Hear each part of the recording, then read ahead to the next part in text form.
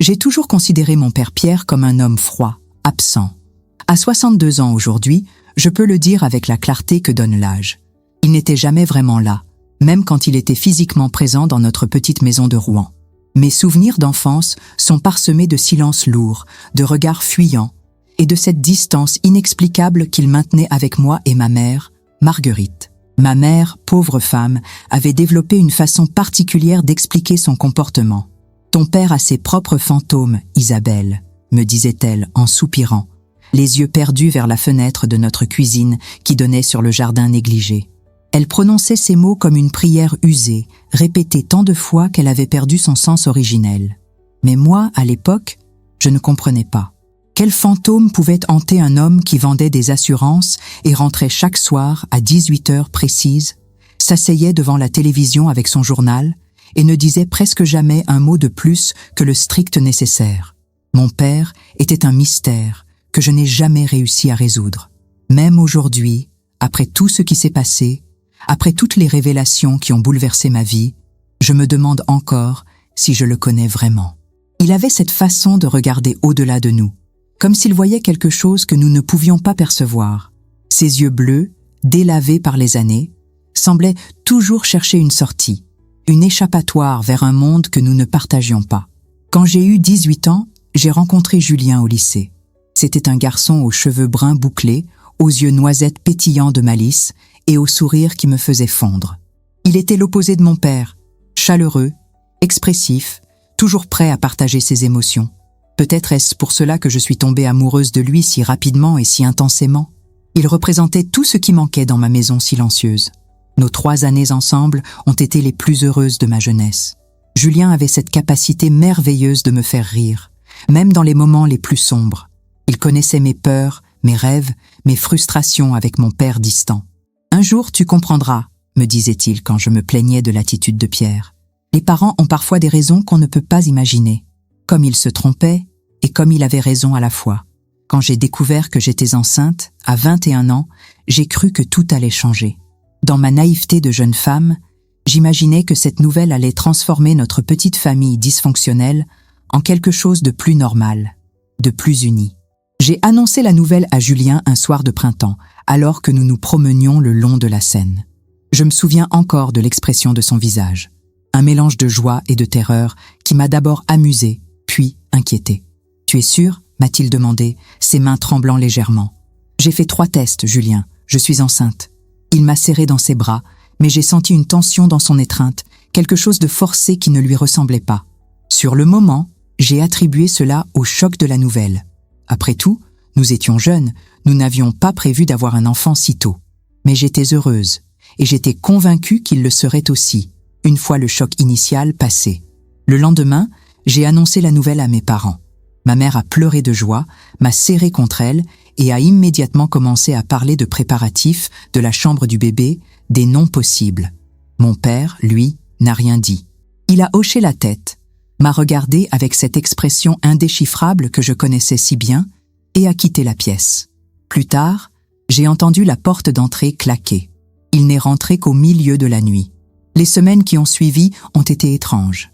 Julien était devenu différent, moins présent, plus nerveux. Il évitait les conversations sur le bébé, changeait de sujet quand j'essayais de parler de notre avenir ensemble. Quand je lui demandais ce qui n'allait pas, il me disait que c'était le stress, les examens de fin d'année, la pression de bientôt devenir père. J'ai voulu le croire. Puis, un matin de juin, 2 mois après avoir annoncé ma grossesse, Julien a disparu. Pas de mots, pas d'explication, pas d'au revoir. Sa mère, Madame Dubois, m'a appelé en pleurant pour me dire qu'elle avait trouvé sa chambre vide, ses affaires principales disparues, et juste un mot sur son oreiller. Je vous expliquerai plus tard. Pardonnez-moi. J'ai cru que le monde s'écroulait autour de moi. Enceinte de 4 mois, abandonnée par l'homme que j'aimais, je me suis retrouvée seule face à cette réalité que je n'avais jamais envisagée. Ma mère a été formidable, me soutenant jour et nuit, m'accompagnant aux rendez-vous médicaux, m'aidant à préparer l'arrivée du bébé. Mon père, lui, est devenu encore plus silencieux qu'avant, si c'était possible. Les mois de grossesse ont passé dans une sorte de brouillard émotionnel. J'alternais entre la colère contre Julien, la tristesse de son absence et l'excitation de bientôt rencontrer mon enfant. J'ai essayé de le contacter par tous les moyens.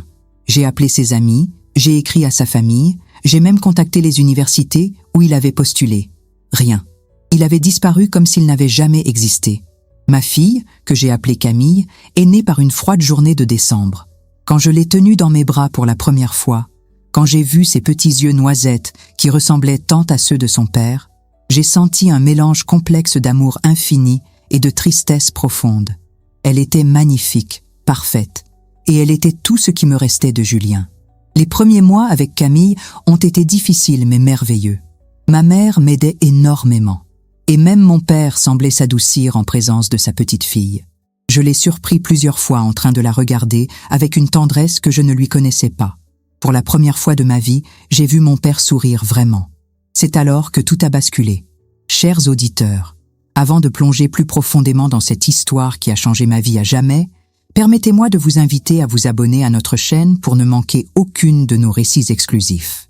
Chaque jour, nous vous apportons des histoires qui vous émouvront, vous feront réfléchir et vous connecteront profondément à l'expérience humaine. Laissez vos commentaires et partagez vos impressions sur cette histoire. 6 mois après la naissance de Camille, alors que je commençais enfin à reconstruire ma vie, à accepter que Julien ne reviendrait peut-être jamais, ma mère est venue me trouver avec une expression troublée que je ne lui avais jamais vue. « Isabelle », m'a-t-elle dit, tenant une enveloppe blanche dans ses mains tremblantes, « j'ai trouvé ceci dans notre boîte aux lettres ce matin. Il n'y a pas de nom d'expéditeur. » J'ai pris l'enveloppe. Mon cœur s'est mis à battre plus fort quand j'ai reconnu l'écriture sur l'enveloppe. Cette écriture penchée, légèrement irrégulière, que je connaissais par cœur pour avoir lu tant de mots doux écrits de cette même main. L'écriture de Julien. À l'intérieur, pas de lettres, pas d'explication, juste une adresse griffonnée sur un bout de papier. 12 rue des Tilleuls, Bayeux.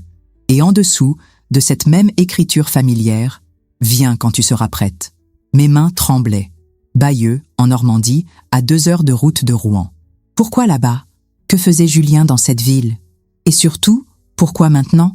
Pourquoi après tous ces mois de silence? J'ai regardé ma mère, cherchant dans ses yeux une réponse qu'elle ne pouvait pas avoir. Elle a posé sa main sur mon épaule. « Qu'est-ce que tu vas faire ?» m'a-t-elle demandé doucement. Je ne savais pas. Une partie de moi voulait déchirer ce papier, oublier Julien définitivement et continuer ma vie avec Camille. Mais une autre partie, plus forte, brûlait de savoir, de comprendre pourquoi il était parti, pourquoi il m'avait abandonné et pourquoi il réapparaissait maintenant. Cette nuit-là, j'ai peu dormi. Camille dans son berceau à côté de mon lit, je fixais l'adresse sur la table de nuit.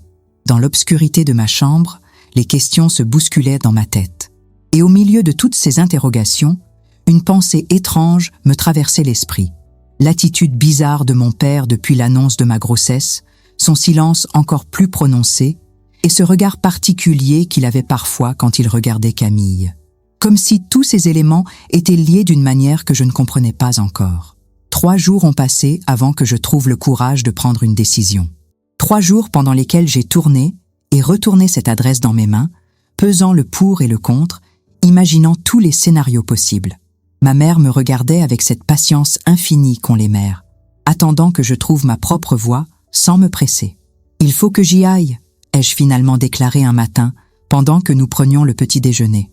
Camille dormait dans son transat, paisible et innocente, inconsciente du bouleversement qui se préparait dans nos vies. Ma mère a hoché la tête, comme si elle s'attendait à cette décision. « Je viens avec toi », a-t-elle dit simplement. « Non, maman, il faut que je fasse ça seule, avec Camille, mais seule. » Elle a compris, je crois. Il y a des moments dans la vie où on doit affronter la vérité en tête-à-tête, sans témoin, même bienveillant. Elle m'a juste demandé de l'appeler dès que possible et m'a aidé à préparer le sac de voyage.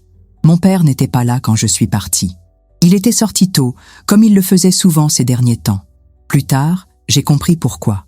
Le trajet vers Bayeux m'a semblé interminable. Camille dormait à l'arrière dans son siège auto, et moi, je conduisais dans un état de nervosité extrême. À chaque kilomètre, mon appréhension grandissait. Qu'allais-je trouver là-bas? Julien avait-il refait sa vie? Était-il marié? Avait-il d'autres enfants? Et surtout, pourquoi cette convocation mystérieuse après tant de mois de silence?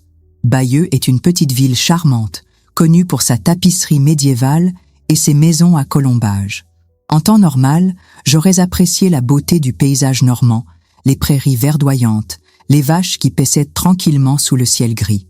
Mais ce jour-là, je ne voyais rien d'autre que mon propre stress. J'ai trouvé la rue des Tilleuls sans difficulté. C'était une rue tranquille, bordée de petites maisons bourgeoises avec leurs jardins bien entretenus.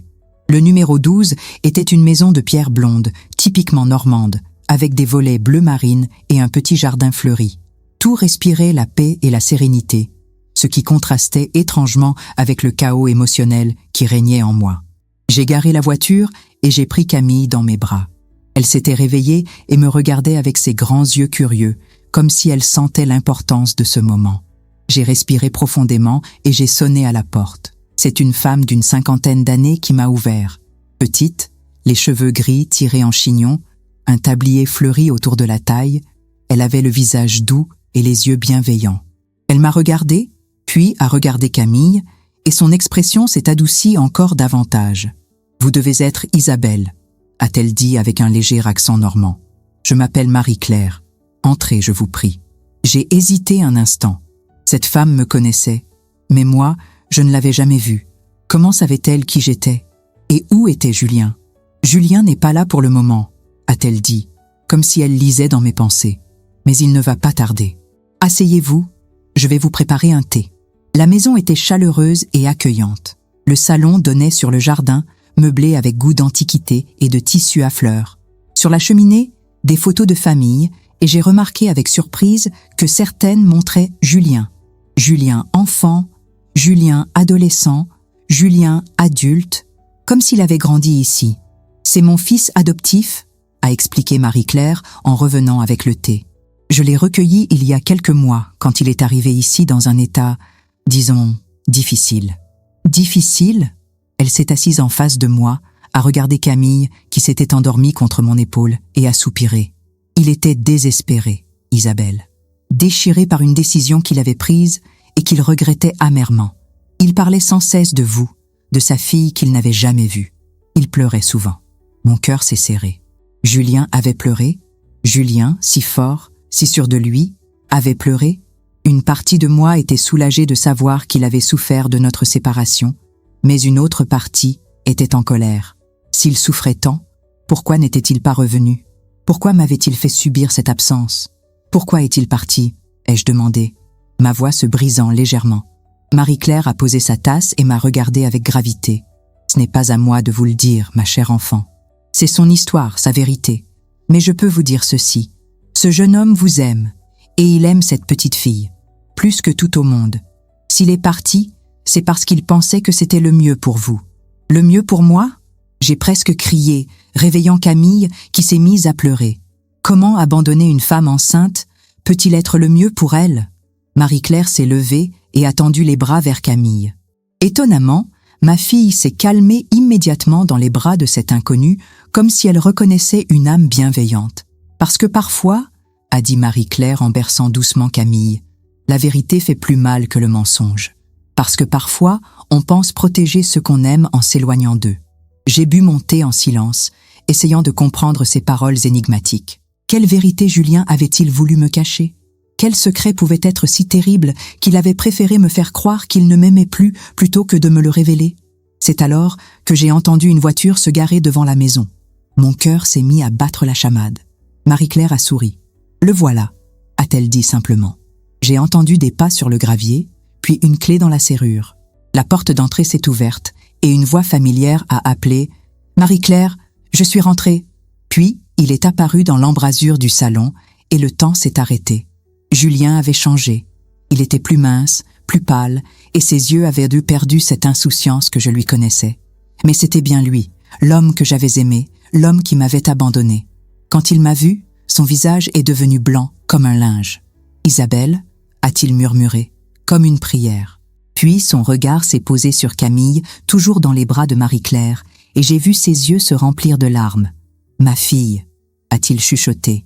Et dans ces deux mots, j'ai entendu tout l'amour et tout le regret du monde. Nous nous sommes regardés en silence pendant ce qui m'a semblé une éternité. Tant d'émotions se bousculaient en moi. La colère, la tristesse, l'amour, la rancœur, l'espoir. Je ne savais pas par où commencer, que dire, que faire. C'est Marie-Claire qui a brisé le silence. « Je vais préparer le dîner », a-t-elle dit tactueusement. « Vous avez besoin de parler tous les deux. » Elle m'a rendu Camille et s'est éclipsée, nous laissant seuls face à nos retrouvailles difficiles. Julien s'est approché lentement, comme s'il avait peur que je m'enfuie. Quand il a été près de nous, il a tendu une main hésitante vers Camille. « Je peux ?» a-t-il demandé, sa voix brisée par l'émotion. J'ai hoché la tête, incapable de parler. Il a pris sa fille dans ses bras pour la première fois et j'ai vu ce miracle qui se produit quand un père rencontre son enfant. L'amour instantané, total, inconditionnel. Camille l'a regardé avec curiosité, puis lui a attrapé le nez avec sa petite main et Julien a éclaté en sanglots. « Pardonne-moi » a-t-il répété entre ses larmes. « Pardonne-moi, Isabelle. Je suis désolé, tellement désolé. » Toute la colère que j'avais accumulée pendant ces mois a fondu d'un coup. Voir cet homme que j'aimais pleurer en tenant notre fille, voir sa douleur sincère, sa vulnérabilité, a réveillé en moi tous les sentiments que j'avais essayé d'enterrer. « Pourquoi ?» ai-je simplement demandé. « Pourquoi es-tu parti ?» Il m'a regardé, Camille toujours dans ses bras, et j'ai vu dans ses yeux une peur que je ne lui connaissais pas. « Parce que j'ai découvert quelque chose », a-t-il dit lentement. « Quelque chose qui change tout. Quelque chose qui concerne ton père. » « Mon père ?» Mon cœur s'est glacé.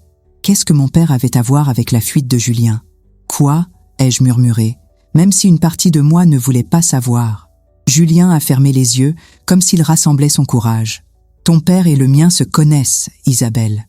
Ils se connaissent très bien, depuis très longtemps. » Je n'ai pas compris immédiatement. Mon cerveau refusait de traiter cette information. « Comment ça, ils se connaissent ?» Julien a ouvert les yeux et m'a regardé avec une tendresse infinie mêlée d'une tristesse profonde. « Ils sont amants, Isabelle. Ton père et le mien sont amants depuis plus de 20 ans. Le monde s'est arrêté, littéralement. J'ai eu l'impression que mon cerveau s'était déconnecté, que les mots de Julien flottaient dans l'air sans pouvoir atteindre ma compréhension. Amant, mon père, Pierre, l'homme silencieux qui lisait son journal chaque soir, qui ne montrait jamais d'émotion, qui semblait vivre dans sa propre bulle hermétique. « Ce n'est pas possible, » ai-je murmuré, la voix étranglée. « Tu te trompes. Mon père n'est pas... Il n'est pas... » Je n'arrivais même pas à prononcer le mot. Pas parce que j'avais des préjugés, mais parce que cette révélation remettait en question tout ce que je croyais savoir sur ma famille, sur ma vie, sur moi-même. Julien a posé Camille dans son transat et s'est assis à côté de moi. Ses mains cherchaient les miennes, mais je les ai retirées instinctivement. J'avais besoin d'espace, de temps, pour digérer cette information qui bouleversait tout. « Je sais que c'est difficile à accepter », a-t-il dit doucement. J'ai eu la même réaction quand je l'ai découvert. « Comment tu l'as su ?» Julien a soupiré profondément, comme s'il se préparait à rouvrir une blessure douloureuse. Par hasard. Il y a 8 mois, j'étais allée chez mon père pour récupérer des papiers. Il habite seul depuis le divorce de mes parents, tu te souviens? Ce petit appartement près de la gare. J'avais ma clé, je pensais qu'il était au travail. Quand je suis entrée, j'ai entendu des voix dans le salon. Il s'est arrêté, les yeux perdus dans ses souvenirs douloureux. « Continue », ai-je chuchoté, même si une partie de moi ne voulait pas entendre la suite. J'ai reconnu la voix de mon père, Jacques, et celle d'un homme. Il riait, il semblait intime. J'ai voulu partir discrètement, mais alors j'ai entendu ton père dire le nom de ma mère, Sylvie. Il disait qu'il se sentait coupable vis-à-vis d'elle, qu'elle ne méritait pas d'être trompée depuis tant d'années. Ma mère, ma pauvre mère qui avait passé sa vie à excuser les absences de mon père, ses silences, sa froideur. Elle qui parlait de ses fantômes sans savoir que son fantôme avait un nom, un visage, une réalité concrète. « Qu'est-ce que tu as fait ?»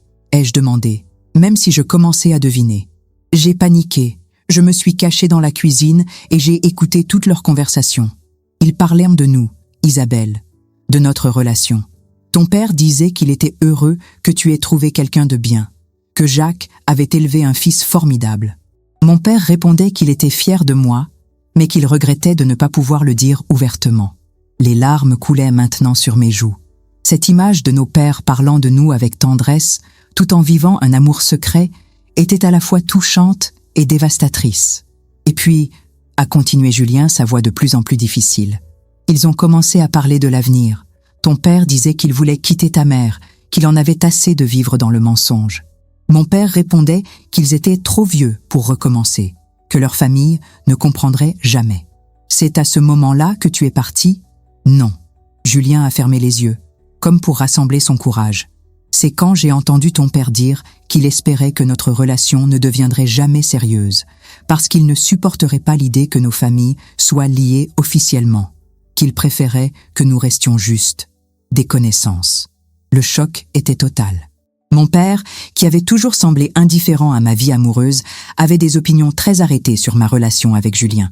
Et ces opinions étaient motivées par son propre secret. « Quand j'ai appris ta grossesse, » a poursuivi Julien, « j'ai réalisé que tout allait exploser, que nos pères allaient être obligés de se révéler ou que nous allions découvrir leur secret d'une manière ou d'une autre. J'ai eu peur, Isabelle. Peur de ce que cette révélation ferait à nos familles, peur de voir nos mères détruites par la vérité. Alors tu as préféré me détruire moi ? » Les mots étaient sortis plus durement que je ne l'avais voulu, mais ils exprimaient ma douleur brute. Julien a tressailli comme si je l'avais giflé. Je pensais que si je partais, tu finirais par m'oublier, par refaire ta vie avec quelqu'un d'autre. Quelqu'un dont la famille ne serait pas liée à la tienne par un secret si lourd. Tu pensais mal. Le silence s'est installé entre nous. Camille dormait paisiblement, inconsciente du drame qui se jouait autour d'elle. Dehors, la nuit tombait sur la petite ville de Bayeux et les lampadaires s'allumaient un à un. « Il y a autre chose », a dit Julien d'une voix si basse que j'ai dû tendre l'oreille. Quelque chose que j'ai découvert ici, en parlant avec Marie-Claire. Mon estomac s'est noué. Qu'est-ce qui pouvait être pire que ce que je venais d'apprendre ? Marie-Claire a été mariée avec ton père, Isabelle, avant ta mère. Ils ont divorcé il y a 30 ans, quand Pierre a rencontré Marguerite. J'ai regardé Marie-Claire qui revenait de la cuisine avec des biscuits. Cette femme chaleureuse, cette inconnue qui m'avait accueillie avec tant de gentillesse, était l'ex-femme de mon père ? Marie-Claire ? Ai-je appelé, ma voix tremblant. Elle s'est approchée, a posé les biscuits sur la table basse et s'est assise en face de moi. Oui, ma chérie. Pierre était mon premier mari.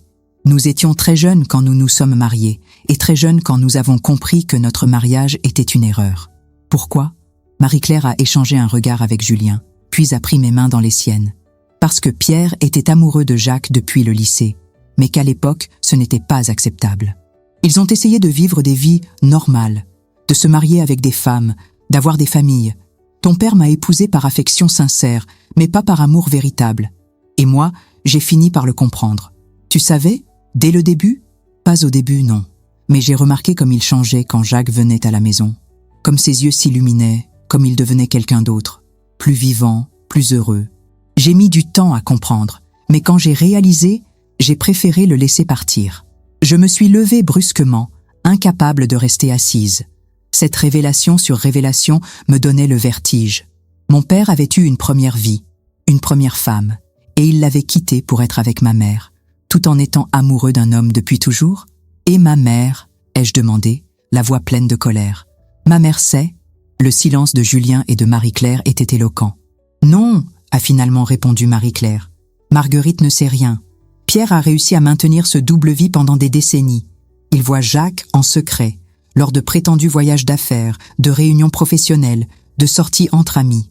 Et vous le savez tous depuis le début ? Vous me regardez grandir, vous assistez à mes amours, vous voyez ma mère vieillir dans l'ignorance et personne ne dit rien ?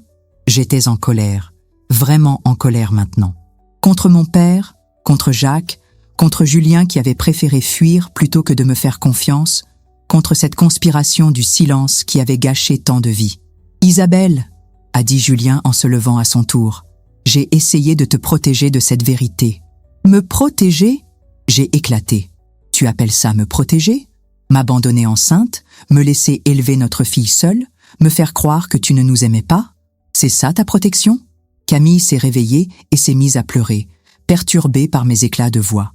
J'ai pris ma fille dans mes bras, tentant de la calmer tout en essayant de maîtriser mes propres émotions. « Je dois partir », ai-je dit, me dirigeant vers la porte. « Attends », Julien m'a suivi. « Il faut que tu saches tout, Isabelle. Il faut que tu comprennes pourquoi. »« Pourquoi quoi ?» Je me suis retournée, le défiant du regard. « Pourquoi tu m'as menti ? Pourquoi tu m'as abandonnée ? Pourquoi vous m'avez tous caché la vérité ? Parce que, a dit une voix dans mon dos, Nous ne savions pas comment te dire que l'homme que tu allais épouser était le fils de l'amour secret de ton père. Je me suis retournée. Marie-Claire se tenait dans l'embrasure, les yeux pleins de tristesse. Nous ne savions pas comment te dire que votre amour était né d'un amour interdit qui durait depuis 40 ans. Cette nuit-là, je n'ai pas dormi. Marie-Claire m'avait proposé de rester, et malgré toute la colère qui bouillonnait en moi, j'avais accepté. Où aurais-je pu aller? Rentrer chez moi signifiait affronter ma mère, regarder mon père en sachant ce que je savais maintenant. Et je n'étais pas prête. J'ai installé Camille dans un petit lit que Marie-Claire avait préparé avec une tendresse qui m'a touchée malgré moi. Cette femme, l'ex-épouse de mon père, prenait soin de ma fille comme si c'était sa propre petite fille. L'ironie de la situation ne m'échappait pas. Allongée dans la chambre d'amis, fixant le plafond dans l'obscurité, je repensais à toute ma vie sous ce nouveau prisme. Combien de fois mon père était-il parti en voyage d'affaires? Combien de ces réunions du soir étaient en réalité des rendez-vous avec Jacques? Et ma mère, ma pauvre mère, avait-elle vraiment été dupe pendant toutes ces années, ou avait-elle choisi de fermer les yeux? Je repensais aussi à Julien, à ses hésitations quand je lui avais annoncé ma grossesse, à son changement d'attitude dans les semaines qui avaient précédé sa fuite. Maintenant, je comprenais. Il savait déjà. Il savait que notre enfant lierait à jamais deux familles déjà liées par un secret inavouable. Vers 3 heures du matin, j'ai entendu des pas dans le couloir, puis un léger coup à ma porte. « Isabelle, tu ne dors pas ?» C'était la voix de Julien. « Entre !» ai-je murmuré. Il s'est glissé dans la chambre, refermant doucement la porte derrière lui. Dans la pénombre, je distinguais sa silhouette familière, ses épaules que j'avais tant aimées entourées de mes bras. « Je n'arrive pas à dormir non plus », a-t-il dit en s'asseyant au bord du lit. Je n'arrête pas de penser à tout ce gâchis. Raconte-moi tout, ai-je dit. Depuis le début. Je veux tout savoir. Julien a pris une grande inspiration. Quand j'ai découvert leur relation, j'ai d'abord pensé que c'était récent. Une aventure de fin de vie, tu vois. Mais Marie-Claire m'a expliqué la vérité. Ton père et le mien se connaissent depuis le lycée. Ils étaient inséparables, meilleurs amis en apparence, mais amoureux en secret. Pourquoi ne sont-ils jamais restés ensemble? À cause de l'époque, Isabelle. Dans les années 70, dans une petite ville de province, 2 hommes ne pouvaient pas vivre ouvertement leur amour. Alors, ils ont essayé de se conformer aux attentes de la société. Ton père a épousé Marie-Claire. Le mien a épousé ma mère. Ils ont eu des enfants. Ils ont joué le rôle des pères de famille parfaits. Mais ils ont continué à se voir. Oui, discrètement, en secret. Ils se retrouvaient lors de prétendus voyages d'affaires. Ils s'appelaient sous prétexte de parler travail. Ils ont maintenu cette relation parallèle pendant des décennies. Je me suis assise dans le lit, ramenant mes genoux contre ma poitrine. Et quand ils ont divorcé de leurs premières épouses, Marie-Claire a découvert la vérité et a libéré ton père. Mes parents, eux, ont divorcé pour d'autres raisons. Ma mère ne supportait plus les absences de Jacques, ses silences, son côté distant. Elle ne savait pas pourquoi il était comme ça, mais elle sentait qu'il n'était pas entièrement présent dans leur mariage. Et mon père a épousé ma mère.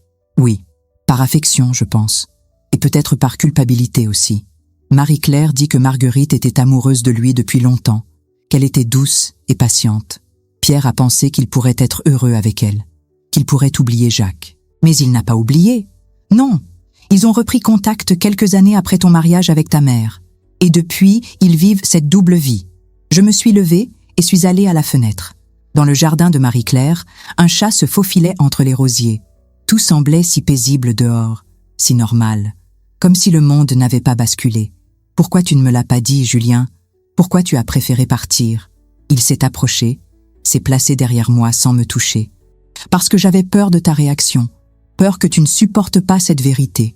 Et surtout, sa voix s'est brisée. J'avais peur que tu ne veuilles plus de moi, que tu ne puisses plus m'aimer en sachant que nos pères... Je me suis retournée pour lui faire face. Tu as pris cette décision pour moi, sans me demander mon avis? Je sais, c'était égoïste, c'était lâche. Mais Isabelle, tu ne comprends pas à quel point cette situation est compliquée. Nos pères ne savent pas que nous connaissons leurs secrets. Ils vivent dans la terreur d'être découverts. Et maintenant, avec Camille, qu'est-ce que tu veux dire? Julien a regardé vers le petit lit où dormait notre fille.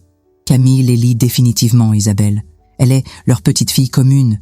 Ils ne pourront plus jamais se séparer complètement, même s'ils le voulaient. Cette réalité m'a frappée comme une gifle. Ma fille, innocente et pure, était le fruit de l'amour entre les enfants de deux hommes qui s'aimaient en secret depuis 40 ans. Elle était le symbole vivant d'une histoire d'amour interdite qui avait traversé les générations. « Qu'est-ce qu'on fait maintenant ?» ai-je murmuré. « Je ne sais pas », a avoué Julien.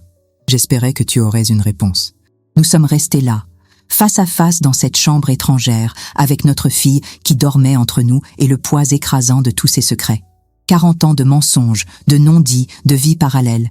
40 ans d'amour refoulé et de souffrance silencieuse. « Il faut qu'on rentre », ai-je finalement dit. « Il faut qu'on parle à nos parents, tous ensemble. » Julien a pâli. « Tu es sûr ?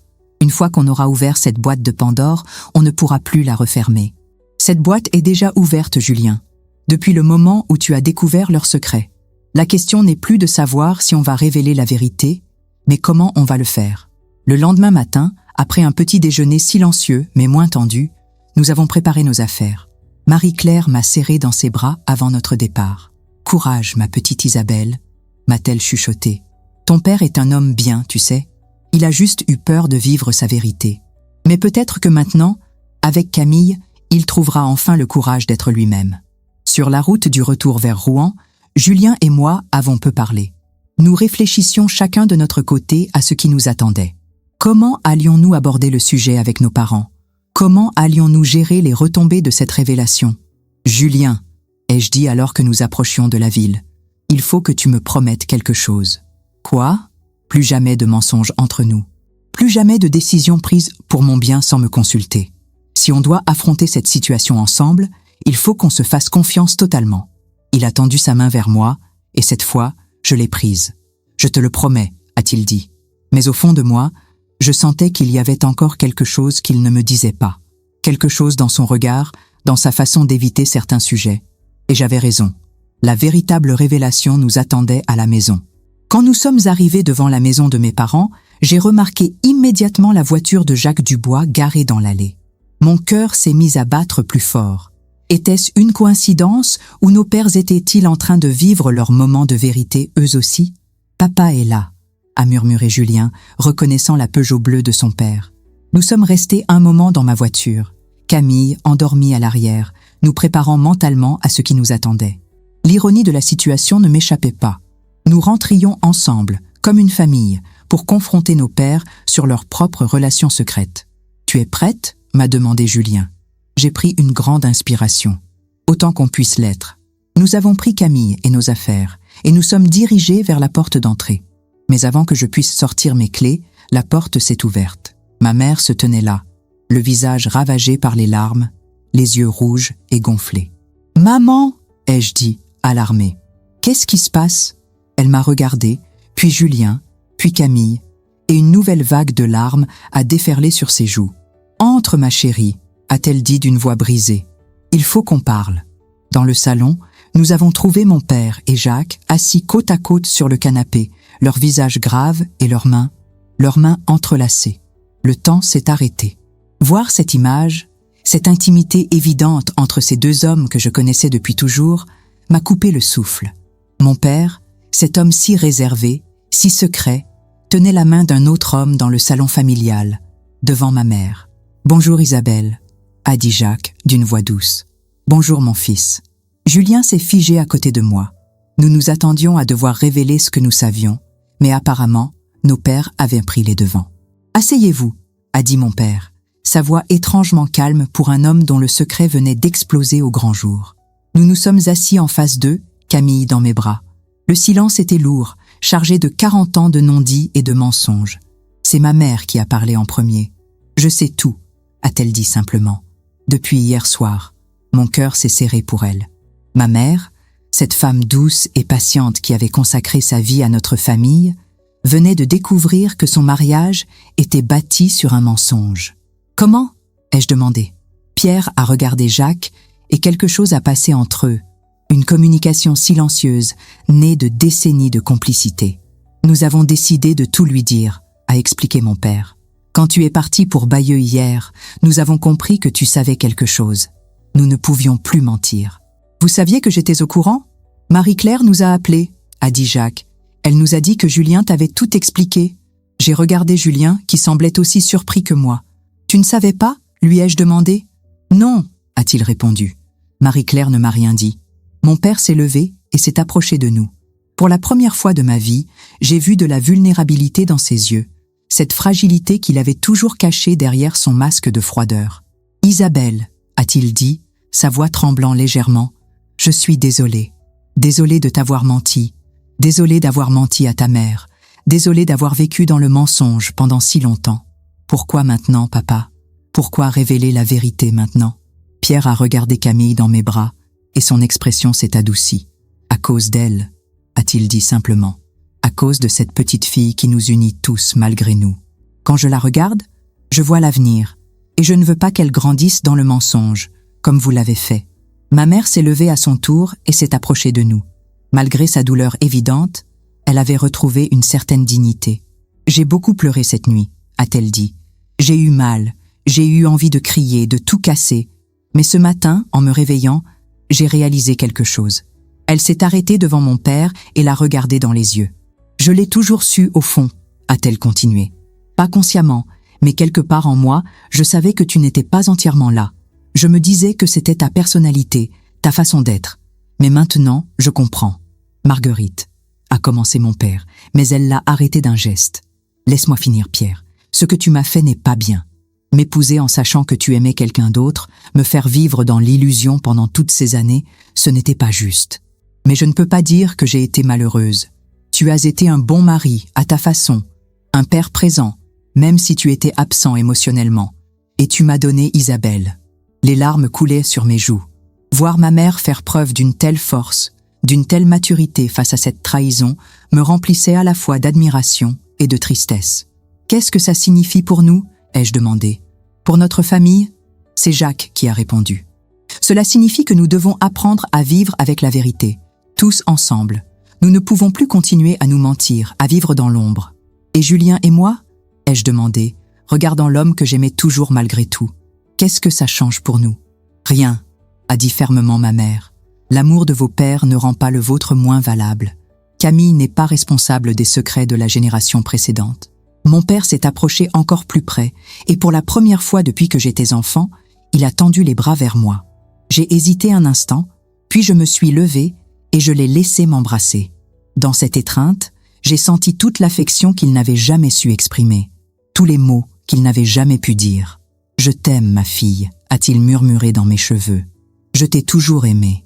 Si j'ai été distant, c'est parce que j'avais peur que tu découvres qui j'étais vraiment. Qui tu es ne change rien à l'amour que j'ai pour toi, papa. Nous avons pleuré ensemble, père et fille, libérant des années d'incompréhension et de frustration. » Jacques s'est approché de Julien et l'a serré dans ses bras lui aussi. « Mon fils, » a-t-il dit, « pardonne-moi de t'avoir menti. Pardonne-moi de ne pas avoir eu le courage de vivre ma vérité plus tôt. »« Papa, » a répondu Julien, « je comprends maintenant pourquoi tu étais toujours si triste après le divorce. Tu avais perdu l'amour de ta vie. »« Non, » a dit Jacques en secouant la tête. « Je ne l'avais pas perdu. Je l'avais juste caché. » Ma mère s'est approchée de moi et a tendu les bras vers Camille. « Puis-je tenir ma petite fille ?» a-t-elle demandé. J'ai déposé Camille dans ses bras et ma mère l'a regardée avec une tendresse infinie. « Elle a les yeux de son père », a-t-elle dit en souriant à travers ses larmes, « et le nez de sa mère, et l'obstination de son grand-père », a ajouté Jacques avec un sourire timide. Pour la première fois depuis des mois, une atmosphère apaisée régnait dans cette pièce. Nous étions tous là, 3 générations réunies autour de cette petite fille qui représentait l'avenir. Un avenir peut-être plus compliqué que prévu, mais un avenir vrai. « Il faut qu'on organise les choses », a dit ma mère avec son pragmatisme habituel. « Pierre, tu ne peux pas continuer à vivre ici en mentant. Et Jacques, tu ne peux pas continuer à voir ton fils en cachette. Qu'est-ce que tu proposes ?» a demandé mon père. Ma mère a réfléchi un moment, regardant tour à tour nos visages tendus. « Vous allez vivre ensemble », a-t-elle dit simplement. « Officiellement, comme vous l'auriez dû faire il y a 40 ans. » Le silence qui a suivi était assourdissant.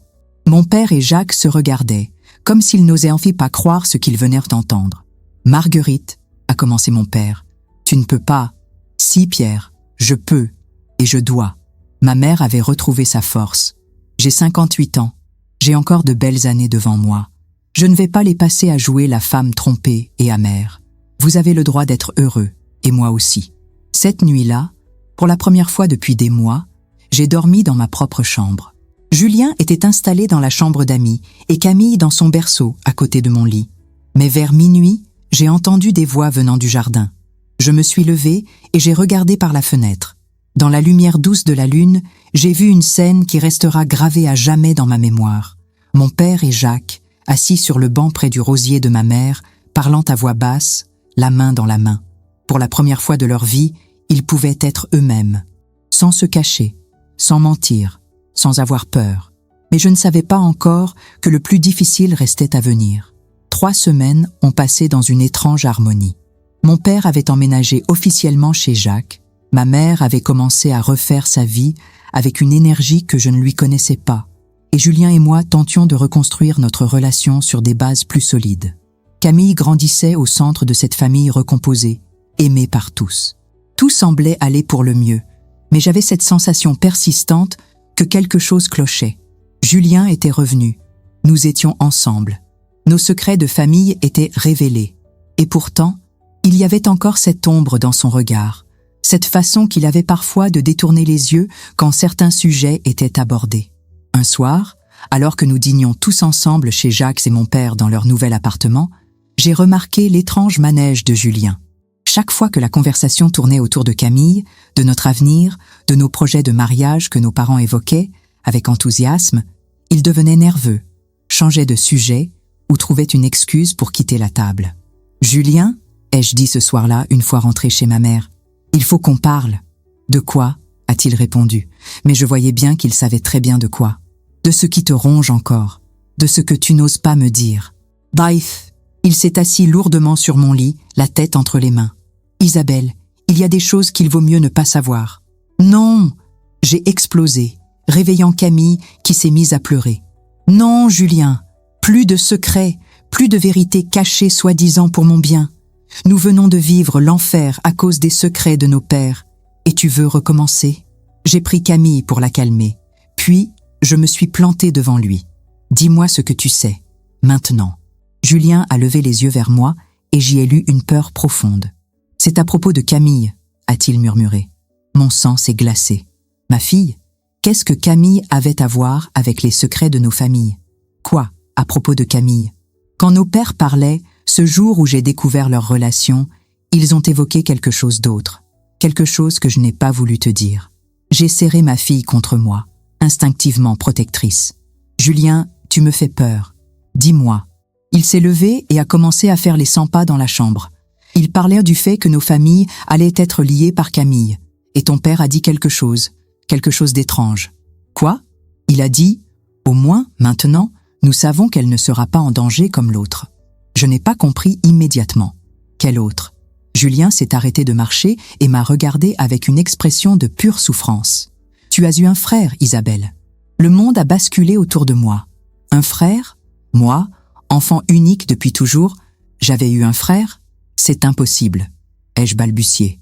Mes parents me l'auraient dit. « Non !» a dit une voix dans l'embrasure de la porte. Nous nous sommes retournés. Mon père se tenait là, le visage livide, ayant visiblement entendu notre conversation. « Papa !» ai-je murmuré. Il est entré dans la chambre, suivi par ma mère et Jacques. Ils avaient tous cette expression grave que j'apprenais à redouter. « Il s'appelait Thomas », a dit mon père d'une voix brisée. « Il était né 2 ans avant toi. » Je me suis assise brutalement sur le lit, Camille toujours dans mes bras. Un frère aîné dont je n'avais jamais entendu parler. « Que lui est-il arrivé ?» ai-je demandé, même si je pressentais que la réponse serait terrible. Ma mère s'est approchée et s'est assise à côté de moi. « Il est mort, ma chérie, à l'âge de 3 ans. »« Comment ?» Le silence qui a suivi était chargé d'une douleur si ancienne, si profonde, que j'en ai eu le souffle coupé. « Un accident, » a finalement dit mon père. « Dans le jardin. J'étais censé le surveiller, mais j'étais au téléphone avec Jacques. Nous nous disputions parce qu'il voulait quitter sa femme pour vivre avec moi, et moi, je n'étais pas prêt. J'étais tellement absorbé par notre conversation que je n'ai pas vu Thomas grimper sur la balançoire cassée. Mon père s'est effondré sur une chaise, le visage dans les mains. Quand je l'ai trouvé, il était trop tard. Le médecin a dit qu'il était mort sur le coup, mais moi, je savais que c'était ma faute. Si je n'avais pas été en train de parler avec Jacques, si j'avais surveillé mon fils comme un père doit le faire. « Pierre » a dit Jacques en posant une main sur son épaule. « Nous en avons parlé 1000 fois. Ce n'était pas ta faute. Si, a crié mon père, relevant la tête. C'était ma faute. J'ai tué mon fils à cause de mon amour interdit, à cause de cette relation qui n'aurait jamais dû exister. Je comprenais maintenant. Je comprenais la froideur de mon père, sa distance, sa culpabilité.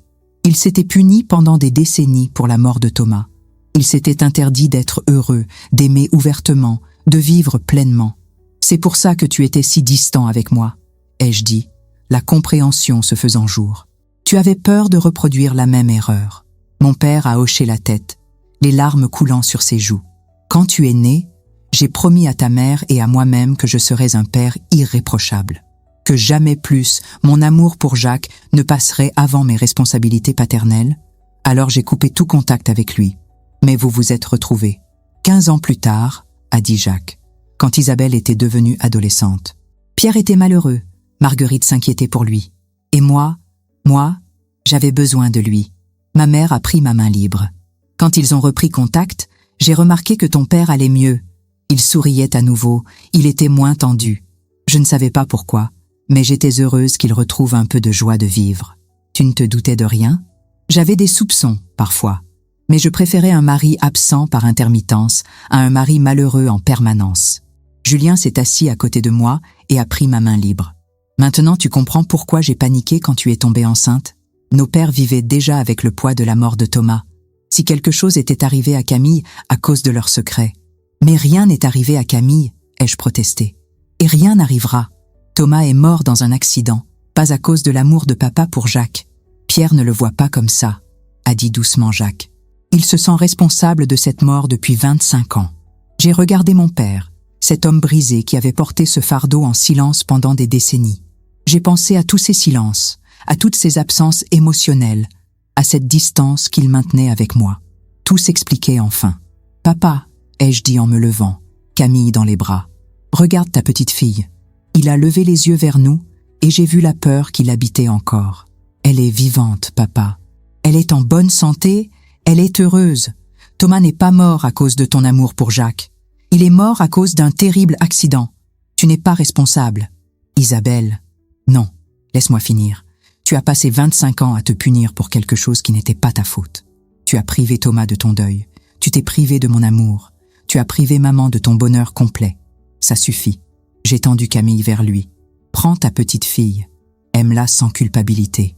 Sois le grand-père que Thomas n'a pas pu avoir, mais que Camille mérite.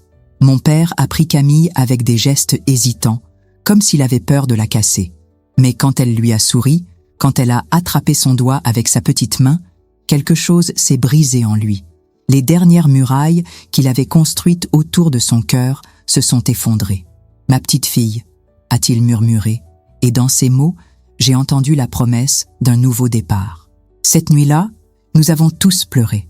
Pour Thomas, l'enfant perdu. Pour toutes ces années gâchées par la culpabilité et les secrets. Pour l'amour qui avait dû se cacher si longtemps. Mais nous avons aussi pleuré de soulagement. Parce qu'enfin, la vérité était libre. Cependant, le lendemain matin m'apporterait une dernière surprise qui changerait tout à nouveau. Le lendemain matin, je me suis réveillée avec une sensation étrange. Pour la première fois depuis des mois, je me sentais légère, comme si un poids énorme avait été retiré de mes épaules.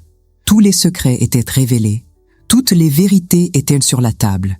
Il ne restait plus qu'à apprendre à vivre avec. Camille gazouillait dans son berceau, souriante et insouciante. En la regardant, j'ai réalisé qu'elle grandissait dans une famille certes compliquée, mais une famille vraie. Plus de mensonges, plus de non-dits, plus de culpabilité cachée.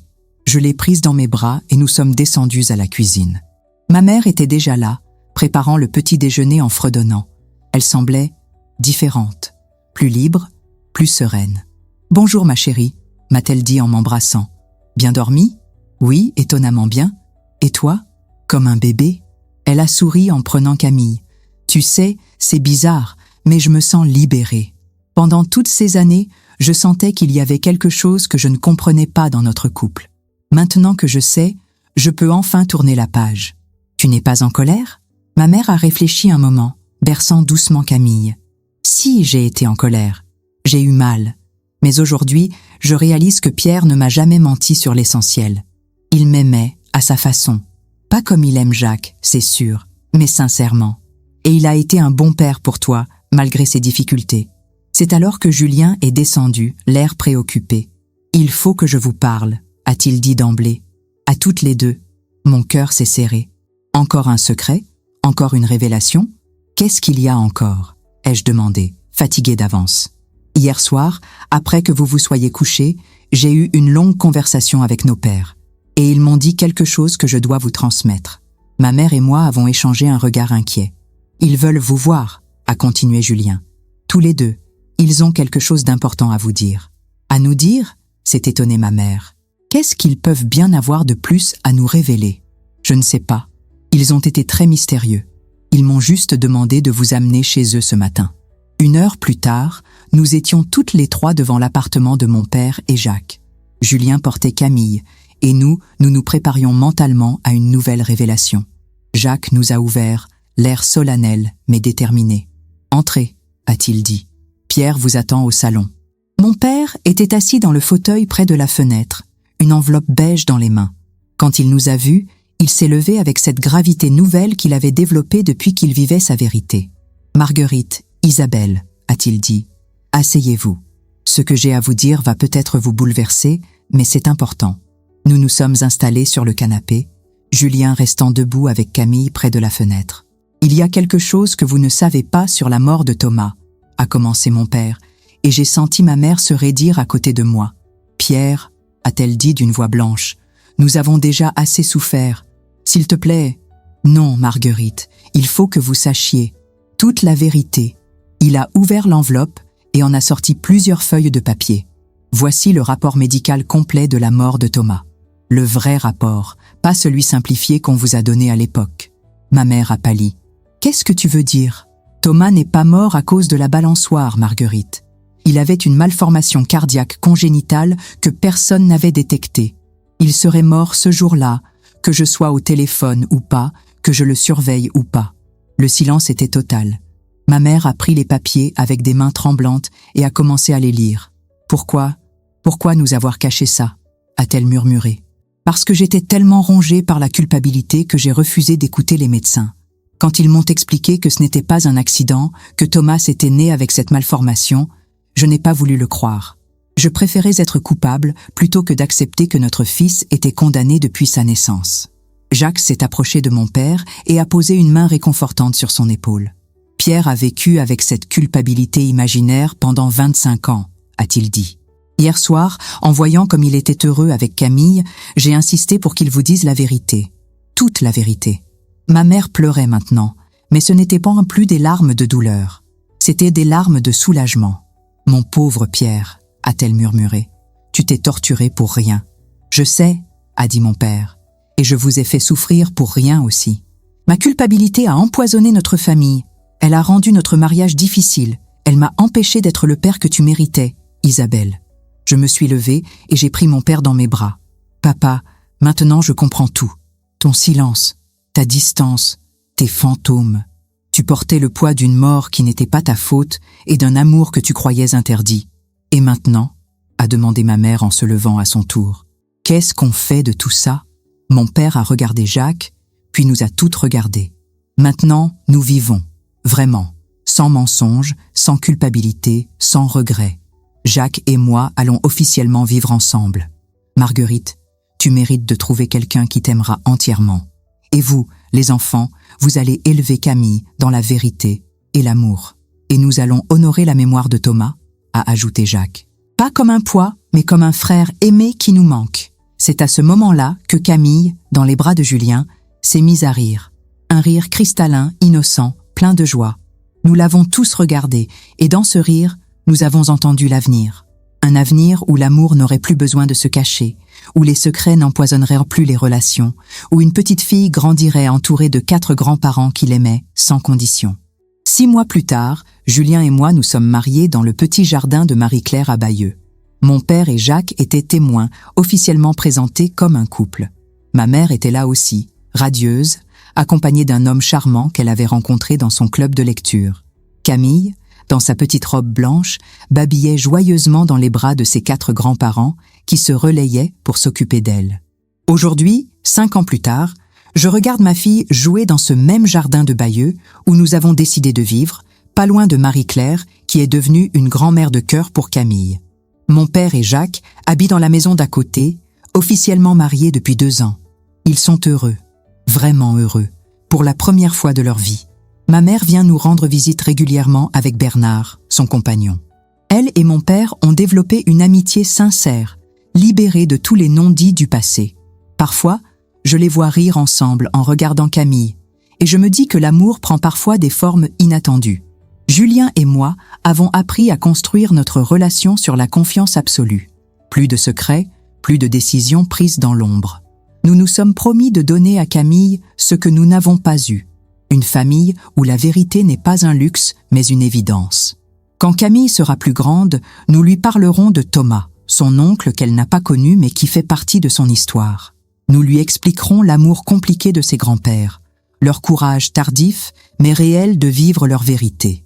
Nous lui dirons que l'amour véritable mérite toujours d'être vécu, même quand il ne correspond pas aux attentes de la société. Ce soir, en regardant le coucher de soleil sur la campagne normande, mon père assis à côté de Jacques sur leur banc préféré, ma fille qui court dans l'herbe poursuivie par Julien, je me dis que parfois, il faut que tout s'effondre pour que tout puisse enfin commencer. Les secrets familiaux ont failli détruire notre bonheur, mais finalement, ils nous ont menés vers une vérité plus belle que tous les mensonges du monde. Chers auditeurs, j'espère que l'histoire de ma famille et notre chemin vers l'acceptation vous a touché profondément. Pour continuer ce voyage émotionnel, nous avons préparé une playlist spéciale avec des histoires tout aussi captivantes. Vous la trouverez en cliquant ici. Si cette histoire vous a plu, n'oubliez pas de vous abonner à notre chaîne et de laisser un j'aime sur cette vidéo. Nous apportons des récits uniques tous les jours qui explorent la complexité de la vie humaine. Ne manquez pas nos prochains contenus. Nous attendons vos commentaires avec impatience. La vérité, même douloureuse, libère toujours. C'est la leçon que m'a apprise cette année qui a transformé ma vie. Et aujourd'hui, quand Camille me demande pourquoi elle a 4 grands-parents qui s'aiment tous différemment, je lui réponds simplement « Parce que l'amour, ma chérie, n'a pas de règles. Il a juste besoin d'être vrai. »